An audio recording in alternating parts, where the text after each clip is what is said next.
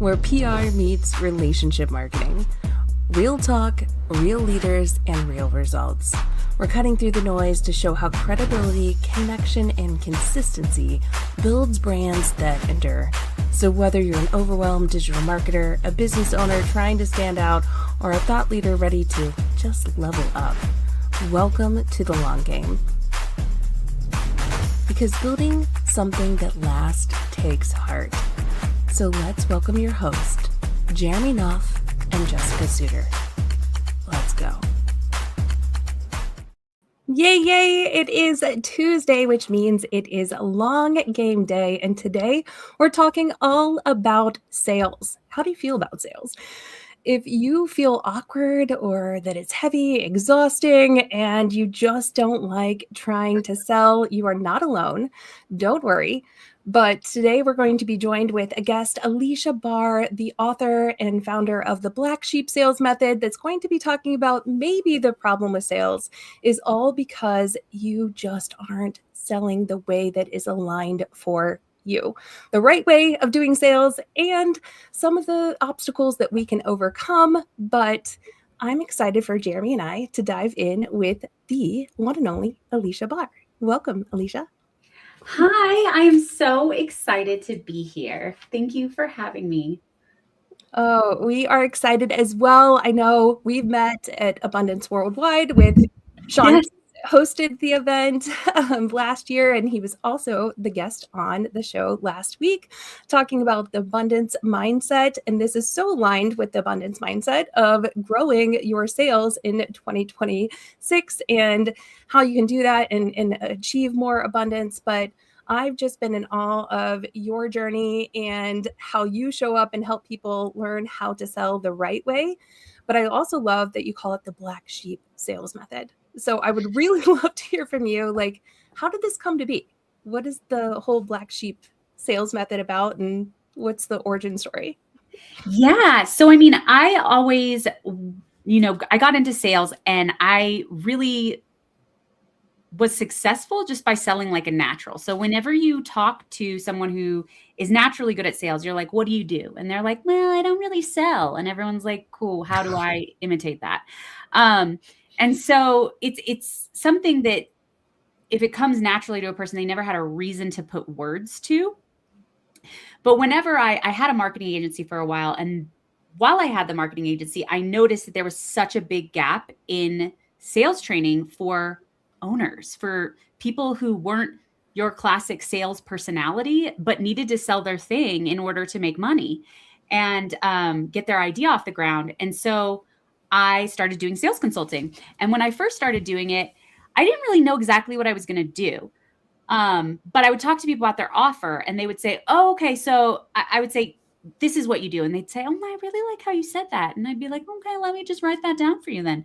And I'd say, well, for your offer, and like, you're talking to this person, are you asking these questions? And they're like, no. And I'm like, okay, let me write those down for you too. Right. And then there started to be these patterns in the framework. So the same way that like status quo sales has the agenda setting and the permission to sell and the, silence after the investment and all of these different pieces, there's actually patterns in the Black Sheep Sales Method that are just less salesy because everybody's familiar with agenda setting now, and they're familiar with permission selling now, and they're familiar with the silence after the investment. And so it just feels like you're talking to a salesperson and it feels like pressure. So this is modeled after a more natural conversation. And it's for the person who's not the classic salesperson, who's charming and aggressive and pushy and just like a dog with a bone on the sale, like they're gonna get a yes. So as far as Black Sheep, I one day was talking to my clients and I was like, man, there was something that I said no to in my family and I got a lot of crap for it. And I was like, man, I'm just so tired of being the black sheep in my family. Like it's a bad thing that I just don't fall in line. Like that I just don't honor that. I don't want to do like this is toxic. No, and my client was like, me too. And I talked to a couple other clients and they were like, me too. And I was like, hold on. Because, in marketing, you're always trying to figure out who am I targeting? And I realized that a lot of the people I was working with also had this unique take on whatever they were doing that sort of pissed off their industry peers too. So it just made sense. And I was like, you know what? I'm going to make this a positive because it is a positive. And that's how it seemed to land with people. They really seemed to respond well to it. And it's hard just in the sales world where there's so much of the same thing. Mm-hmm. So it's like, yeah, the black sheep sales is the person who's not selling like a douchebag. Love that. So I've seen a bunch of different approaches to sales, Aleasha. Yeah. You know, I kind of cut my teeth on like early Tom Hopkins, if that gives you any idea. Okay. Got started with this, but I've seen, you know, that the Zig Ziglar, like those are all kind of like a standard 80s, 90s, 2000 bucket. And then you've got like Warren Claff with a completely different approach to it. So like, what exactly does your process look like compared to those? Because obviously each situation or each model has its own strengths and weaknesses. How does your approach differ from some of the things that people may be more familiar with? Yeah. So I actually don't know Warren Claff. So I don't know what his approach is, but it's very different. I mean, could you tell me about it? So he's the guy that wrote, what is it called? Pitch Anything. And basically he's got a specific way that he sets it all up. And it basically takes away the fear by saying, oh, well, this is exactly like everything else, but here's this one difference. And here's why it's going to change the situation completely, blah, blah, blah. And then presents all the information and then basically just steps back completely insouciant. And, you know, you let them come back to you. So it's almost kind of like, look, if you want it, great. If you don't, great. So it's a very different dynamic. Frankly, it's an approach I've never figured out how to make work in the world that we work in. But, you know, it's very different than the approach I've seen in the old school Tom Hopkins, Zig Ziglar type stuff. Yeah. So does that give you kind of a clear picture? It does. So, I mean, total detachment from the sale is always going to be a good thing for you. However, whenever you start using it as a manipulative tactic, it just doesn't land the same. Like you have to actually be okay with it not being a fit. So the philosophy for black sheep sales is based on if it's a fit, it's a fact, and there's no selling involved. Well, I like that. Thanks. It's just you should trademark that term, by the way. I know. And I should trademark pitch weaving, which we're going to talk about later. Yeah. And authoritative empathy, which is also a cornerstone of black sheep sales. So it's about having an audience and an anti-audience. Because if you think about it, for example, Jeremy, with your PR company, there are people who are not a fit for PR. Oh. And there are people who are looking for leads in the next 30 days because PR doesn't do that. And so we need to have a transparent conversation about what your expectations are. And I also need to understand if you're going to be a nightmare client, because I don't want to be set up not to win. This should be a win-win. So the approach with black sheep sales is transparency. And that's a little different from what this Warren guy did. It's definitely different from all of the other authority-based, like manhandling people that you mentioned earlier. And then it's also a very collaborative conversation, which is very different. So usually the status quo sales conversation is like some discovery that almost sounds like an interrogation, like rapid fire questions. And you are not supposed to talk. You let the prospect talk. And if that prospect asks you a question, you say, you know what, there'll be time for questions later. I'm asking the questions now, right? And then you get to the, okay, now let me like sum this up. This is what you're looking for, blah, blah, blah. And that's what we do. Would I be allowed to share that with you? Well, yeah, that's why they're there. That's why that's why they scheduled the call. And then you go into this pitch where only the salesperson is talking. So at no point is it a collaborative conversation. And it makes it uncomfortable. Like, have you been in a sales conversation where you're getting rapid fire asked questions and you're like, you know, I want to know what the hell you do? Like that kind of feeling. So it's a lot more fluid, and it's really missing a huge opportunity to seed in what you do. Like if you're only talking about what you do in the pitch section, like that's a lot of pressure on one section where one person's talking and the other person's only listening, like kind of, because they're expecting you to be exaggerating anyway. And So, and they're just waiting for their turn to finally ask questions because they haven't gotten a chance the whole time. So it's just like not as effective, basically. I love that. So it sounds like to me, when you've got the kind of getting all the info from them and then doing your pitch, there's a degree of imbalance there.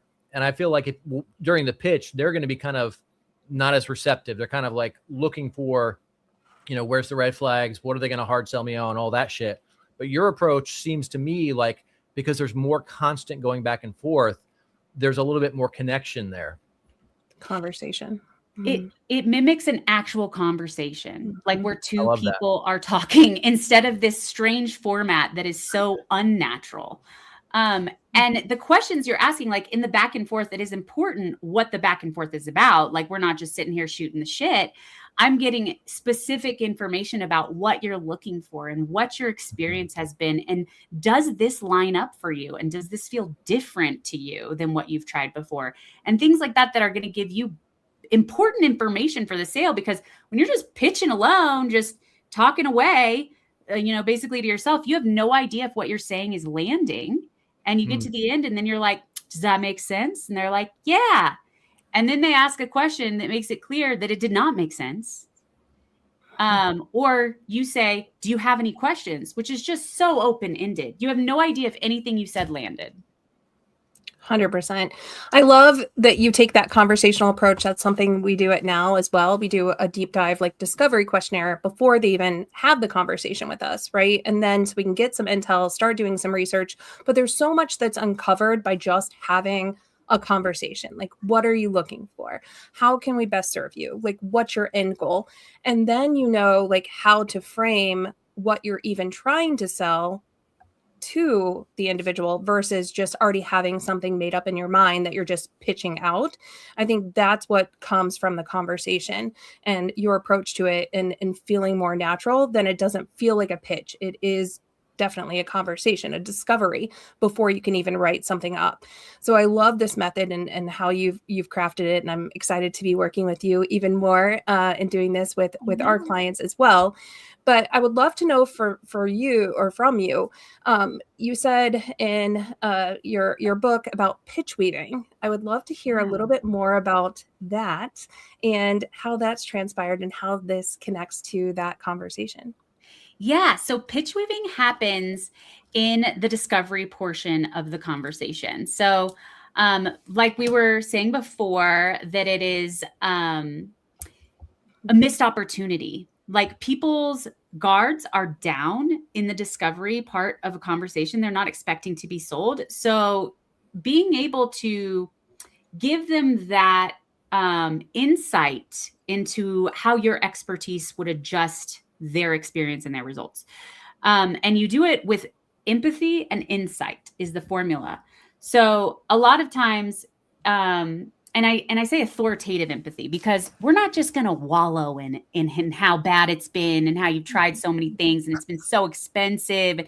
We're not just going to sit there and be like, oh, I'm so sorry. It's so hard. Because that doesn't make anybody feel like buying, right? It's like, it is really frustrating when you invest a lot of money and you do the things that they say to do and you don't get a result. And a lot of times the difference is having something that is customized to you as opposed to a generic one-size-fits-all playbook that's being forced upon you. And then you can ask a follow-up question to that. Have you worked with somebody who's customized something to you before? So you're getting feedback on, because sometimes people just keep on rolling and they have had something customized to them. So that didn't land. And you need to say, well, what did they customize? And talk about it deeper. So I mean, the main reason that people don't move forward is the lack of clarity. And it's because they're assuming something about what you're saying and you're assuming something about what they meant instead of just clarifying. Mm-hmm. So you've talked about the detachment side of things. Let's talk about what makes that so important, but also how do we get detached from it, right? Especially the newer entrepreneurs where maybe they're at a point where they don't have enough revenue yet. They're really trying to get out there and make things work. It's kind of hard for them to get detached in the way that they need to be. So what advice do you have for folks? Yeah. So, I mean, it's something that is easier said than done. I will say that the black sheep sales framework gives them more criteria for detachment. So knowing who your anti-audience is, who do I not want to work with, and being able to methodically go through that criteria with somebody. So like, how much time do you have a week to invest in this? And then you're able to say, oh, that's more than enough. Or you can say, okay, well, you're going to need at least this much. Is that realistic for you? So you can hear if they don't have enough time, then you want to be honest with that person that it's not a fit. So the detachment is around genuinely understanding if this is what this person needs right now. And if it's not, being okay with giving them a different resource. It's not so much this manipulative takeaway, like, well, I don't even think you can have, have you experienced that close where it's like, I don't even think you're serious or like a fit for this. And it's to get the person to lean in and then sell you on themselves or whatever. It's not that. It's genuine. It's like, hey, actually, I think before you invest in SEO, since leads are so important for you right now, you need to do some PPC first. And then when you get some sales coming in, I can, refer you to an SEO resource instead of just being like, we can do it all or whatever. Yeah, I love that. That was something I learned very early on with starting Now Marketing Group, like starting with social first and realizing like that was not the end all be all, right? For clients. And they needed to have a home base, like a website first, and then doing some social and things like that. But also not taking on clients just for the revenue, because that can be a headache. Like if you take on the wrong clients, that's going to move you in the wrong direction, not the right direction that you're trying to go in. It sucks your energy, it sucks your resources, all the things. So I love that you say have a detachment from that and really set them up for success for the long term, and talking about like, hey, here's phase 1, then potentially phase 2, phase 3, and here's how we can work together, but you may need these building blocks first. So with doing that and working through that process, like for a new person that is, potentially hesitant of giving out that pricing where it's like, hey, it may not be starting here. It may be we need to start here, but to get to your end goal that you're saying that you're wanting, you need to do these first, second, third things first. Like, how do you position, a black sheep salesperson to be okay with selling on those stepping blocks to grow those leads in? Yeah, it's just one of those things where you can tell people, but until they experience it, do they really realize? And they have to experience it multiple times. So you try to sell somebody on the whole thing and they don't move forward, or you try to sell them on the whole thing and they move forward and refund, or you bring somebody in who's not a fit and they end up being just a huge pain in the ass and costing you money. It's one of those things where you can tell people that's going to happen, but you don't really believe it until you do it. And then you do it again like 2 times. And then you'll do it again a few years later. It's like the lesson that you never stop learning. But hopefully, you can take what we're saying to heart and avoid all of that pain. Take it from all of us. We've all owned businesses and own businesses. Yeah. Learn our lessons. Yeah. It's just hard when money is right in front of you. You're like, yeah, wait, I can go out of scope for you. Like, yeah, let me add that. We could do that. We don't usually, but That lesson is going to get repeated until you learn it. Yeah. 100%. Yeah. Aleasha, one of the things you talk about a lot, and I love this, is the repelling and attracting aspect. And this is something like we leverage just heavily in PR, because the bigger you get, you're going to get the people who love you and you're going to get the people who hate you. Right. And that's all part of the equation. So what advice do you have for people to not only attract the right people, but also to repel the wrong ones? That's also one of those things that I think is a gradual evolution that you learn. It's been an evolution for me for a long time. It's about how you present yourself online and being able to plant your flag and say, I'm not about this. Like when I got into sales consulting, everybody was going bananas for this thing called pain selling, or the cost of inaction. And it's actually a sales strategy from life insurance, when salesmen used to go door to door and just scare the shit out of housewives about what would happen and how they would be destitute and their kids would be on the street if their husband ever died and stuff like that. And they've adapted it to a lot of different sales conversations. And I was just like, y'all, this is not the way. This is not the only way. Like, maybe it works for some people. I would say it's the minority of people. You have to be very skilled to pull this off. Most people hate making someone feel terrible in any kind of conversation. And just being able to be really loud about the idea that there's an alternative. And this is something that I've gotten so much more passionate about when it comes to Black sheep in general, because when you show up and say, this is what I'm into and this is what I'm not into, and you, like, on the other side of the fear of personal rejection is freedom.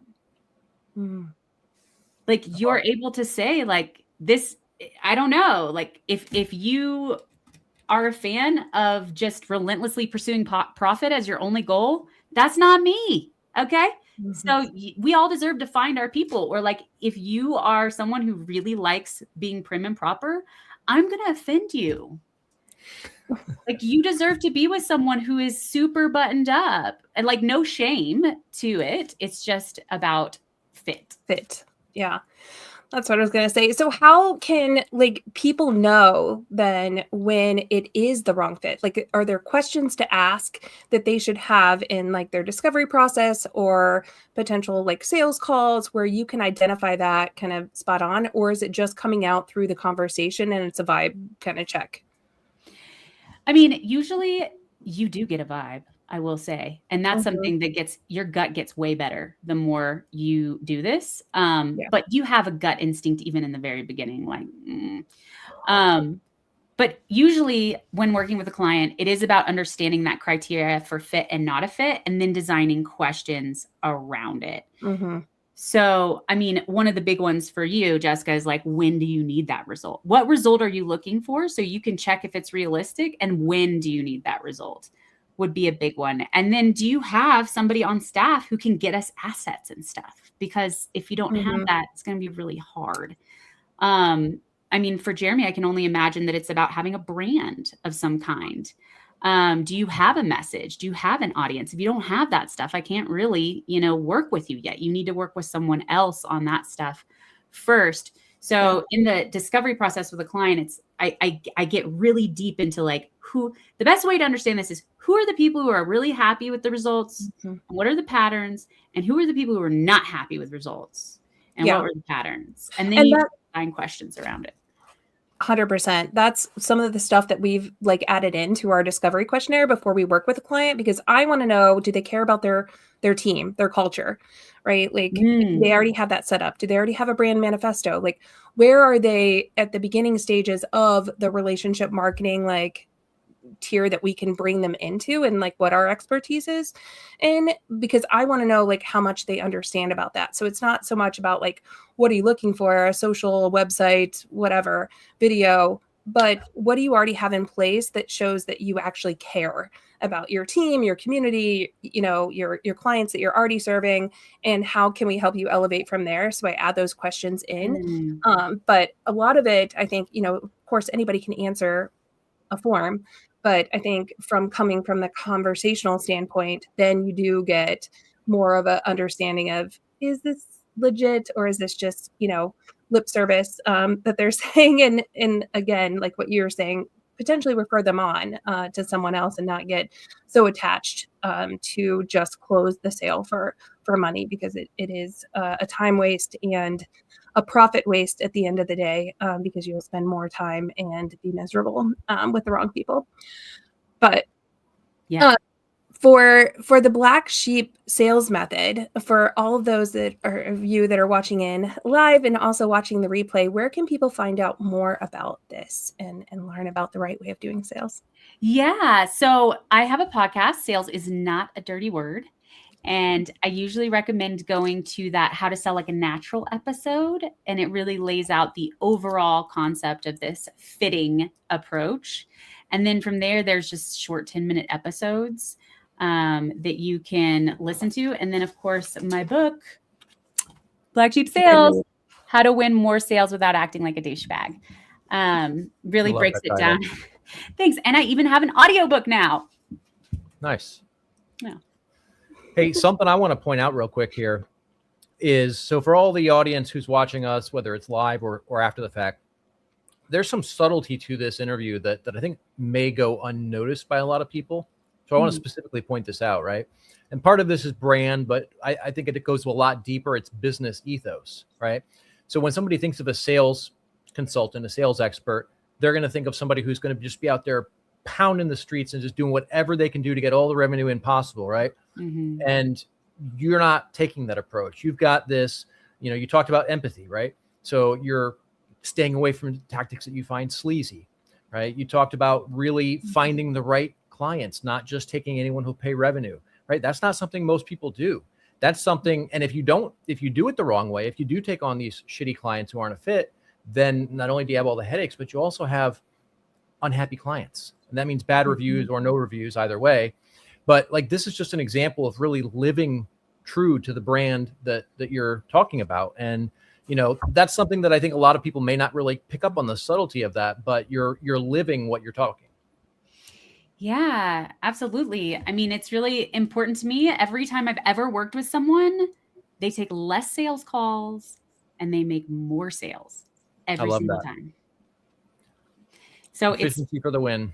Yeah. I mean, a lot of people like to say sales is a numbers game, and it is a numbers game in the way that, like, I take this many calls and this many convert. And so blah, blah, blah.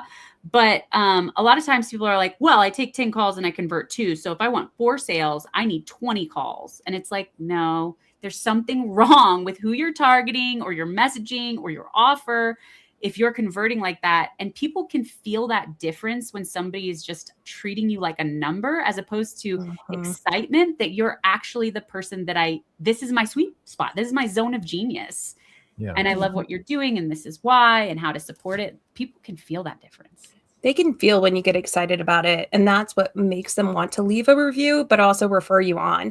And I think I read a stat, correct me if I'm wrong, but like with using this method, your black sheep sales method, or just being a good human is how I like to describe it. Like you're saying like 80% of your clients are closing. They close 80%. Yeah, it happens every time. Yeah. That is an insane closing ratio.